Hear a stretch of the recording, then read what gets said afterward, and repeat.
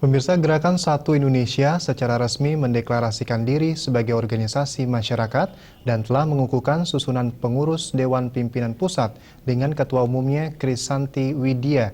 Krisanti pun menegaskan Gerakan Satu Indonesia murni sebuah ormas dan tidak terafiliasi partai politik.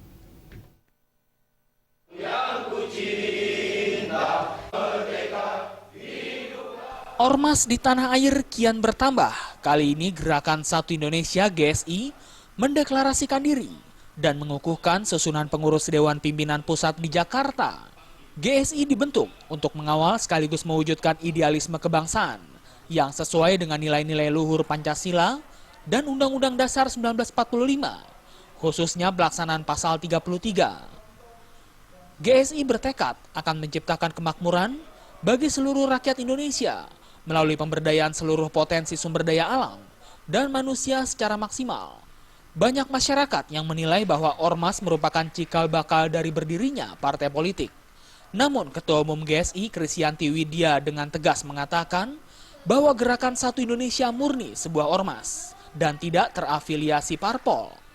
GSI pun akan memecat pengurusnya jika terlibat aktif di partai politik. Enggak, saya jamin. Jadi pernah saya seleksi, ternyata ketahuan dia tuh di grup kita kan saya terus terang aja, saya juga punya banyak orang ya di daerah. Jadi saya selidiki, coba kamu kepoin si A. Tetap ketahuan dia pengurus partai A. Kamu maaf saya keluarkan karena kami tidak ada yang berbaju partai manapun. Kami bukan perpanjangan partai manapun. Kami ingin menyatukan seluruh anak bangsa. Kalau boleh kader partai manapun menjadi anggota koperasi GSI, tapi saya jamin untuk di awal kepengurusan itu harus netral, semuanya tidak ada orang partai. Setelah melakukan deklarasi dan pengukuhan kepengurusan, GSI mempunyai misi untuk memajukan ekonomi kerakyatan dengan membentuk koperasi dan mendorong pemberdayaan UKM. Dari Jakarta, Rudi Wijaya dan Nurtanti Purba melapor.